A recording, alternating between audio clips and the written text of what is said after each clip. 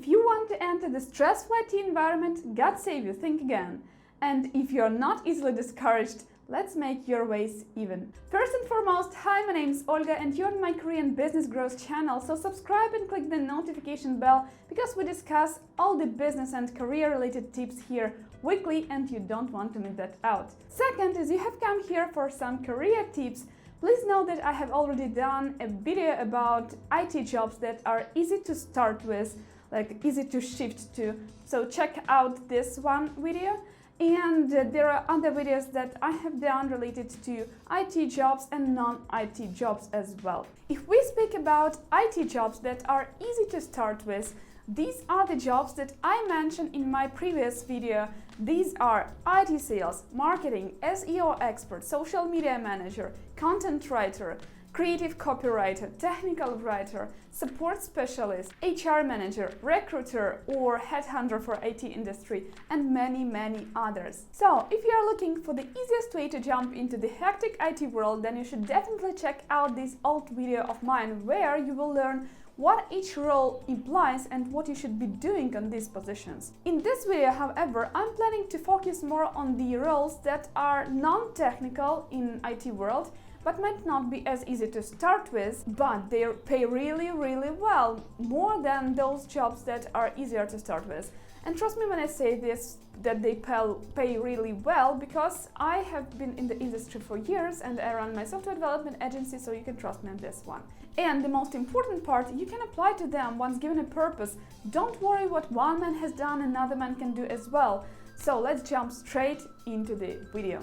The first is account manager. Account manager is a person who communicates with the client side, with both the client side and your company side. And his main duties are first, ensure that the client gets the full value out of your proposition, out of your services or out of your product, and that the client remains happy with your product, your service and your team. And another thing account manager does is to ensure that this client continues to use your services or your products.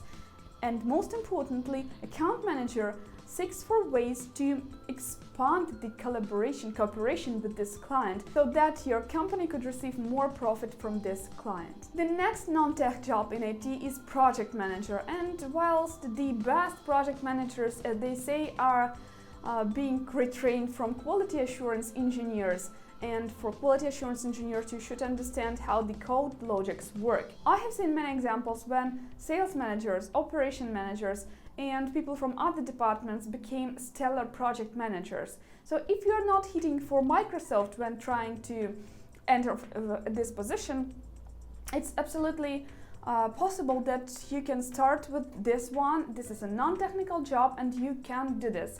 The duties would mostly imply that you're in charge for the entire team, for the entire project, and you make sure that your team doesn't break any deadlines. You communicate with the client, so you make sure that all the communication with the client is flawless. And if there are any issues on the project, you have to foresee them, prevent them, and if it's not possible, solve them in the process. And if not, you will be the one responsible for anything that happens on the project. So this is a kind of responsible role, but this is a non-technical job. Your main duties is to nudge your team, not to nudge, but to check up every day what's going on in the project, what is the progress, track all the tasks in the project management tool, track the time that each of the team members spent on each task, and make sure that the spent time does not exceed the estimated time. So you will be responsible for all of this stuff, and this is pretty fun. The next is product marketing manager. I have already mentioned in my old videos a marketing manager position, which implies that you're responsible for brand imagery of the company, for all the marketing campaigns, for a customer profile definition and all this marketing stuff, for marketing materials creation and so on. But product marketing manager is a more responsible role. You, as the product marketing manager, you're responsible for the Product positioning. You're responsible for finding your ideal customer and thus maybe adjusting the product features according to this profile. You will do numerous researches. You have to know all the marketing tools that will help you to do so. You should have a strong analytical skills and you should present reports to the management all the time. You should suggest use more user-friendly design for the product, more user-friendly features, more needed features. So you will be taking a close part in product development. So this is a very responsible role. And by the way, this one is one of the most high-paying non-tech jobs in IT. So if you are looking for high salaries, this one is the one to check out. The next is business analyst, and oh my, this is such an underestimated role somehow. From the outside, it might seem that the software development process is like pretty straightforward. The client gives you the task and the developers start to code the product. But from the outside, from the inside of it, actually, this is not such an easy process, and more often than not, the customer's requirements are not very well defined and sometimes not defined at all. So this is where the business analyst comes in, closing the gap between the customer side and the developer side. Business analyst helps the client to understand his requirements for the future product better, and business analyst puts them in such a way that is understandable for developers. Keep in mind that developers are technical people, so they understand like a set of rules. They don't understand this, I want to create something awesome. Tell me exactly what you want. And this is where the business analyst comes in. He or she defines straight each task and outlines each task for the developers. It's like he translates the human speech of the customer into the technical requirements for the team, and thus the development team can work on the product with more efficiency. The next is system administrator with some DevOps functions. Typically, this job is being performed in the offices, where a system administrator has to set up all the office environment, all the networking inside the offices, all the team members, again, working environments and so on and so forth. But nowadays, remote system administrators become more and more popular. Why? Because IT companies become remote more and more. They need someone who will set up their working environments, remote working environments, set up their servers, their corporate mail, their test zones, their GitLabs, their software tools, everything that they need for the working process. And system administrator also ensures that all the team members operate without any issues, that their corporate mail is being set up, that they have no issues with working in the corporate environment, and so on and so forth. Even I, in my small IT agency, have a stellar system administrator with some DevOps functions who sets up all this stuff, and we would have been totally lost without him. So if you're on a friendly footing with networks, with servers, with setting up working environments and all this stuff, this one is the way to go. Check this out. By the way, if you're interested in tech jobs that pay the most in IT industry as of now, make sure to check out this video of mine where I tell what each role implies and what you should be doing in these positions. Some tips for those who are willing to start but don't know whether they are capable of it or where they should start and whether it's actually worth it. If you want to enter the IT environment, first become interested and start learning.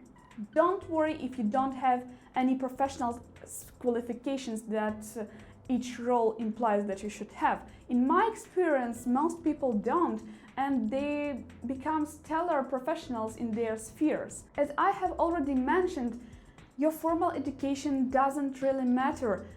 Your skills is what matters, and the skills could be learned from anywhere, actually from all the free resources on the web, from YouTube, from thematical forums, from anywhere.